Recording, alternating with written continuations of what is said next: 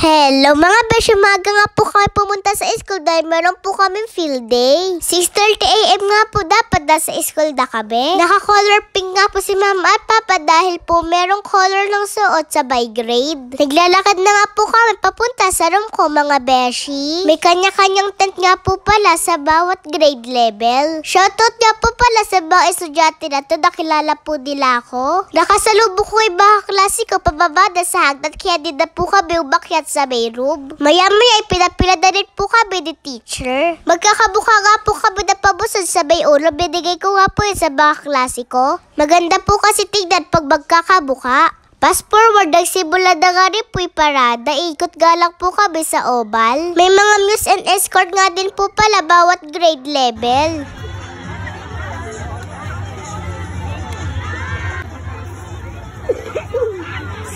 Alin!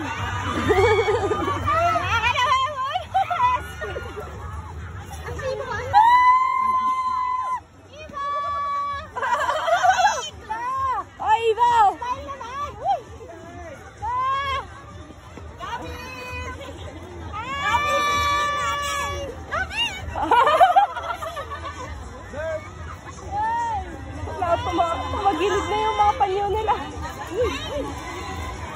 Nakita ko po di ba bay ko bara niya, nag-dress nga po siya sa big grade 5. Hello po Tita Joyce!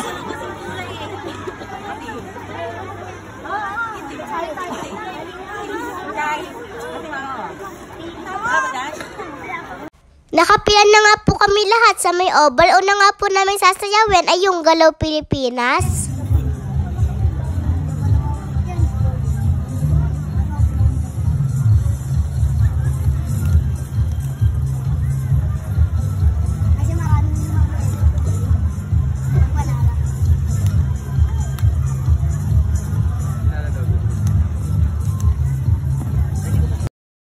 Nagtatalon nga kami dyan dahil nanalo yung muse at escort namin ng grade 3, third runner-up. Yung magandang kumari nga ni mama, nag-first runner-up. Congrats po, Tita Joyce. Pagkatapos nga po namin sumayaw ng Galaw Pilipinas, nagbigay naman po ibabadigabi ng waffle. Thank you po. Meron nga din po dala yung mama ni Aiden ng donut. Binigyan nga din po kami tigi-tigi sa thank you po.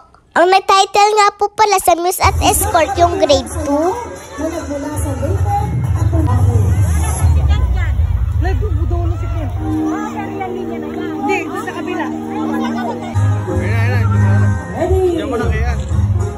Yan, ang cute ng grade 3. Makita ba si Benny? Ayan o.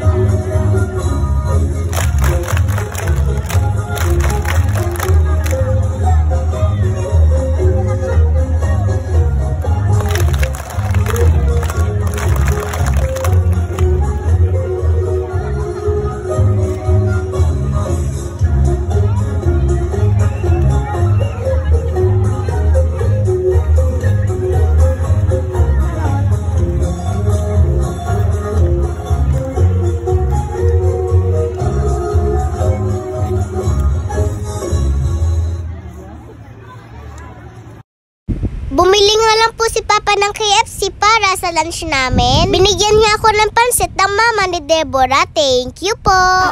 Candy? Binigyan ka candy? Ano sabi mo? Thank you. Tanghali na nga kaya kumain na kami ng lunch. Kaya tara, kain po tayo mga beshi. Thank you po sa lahat ng blessing. Di na nga po kami nakasali sa games dahil nagmumulit na po si Baby at Tina. Kaya umuwi na po kami. Yun lang, salamat sa panonood. Bye-bye mga beshi.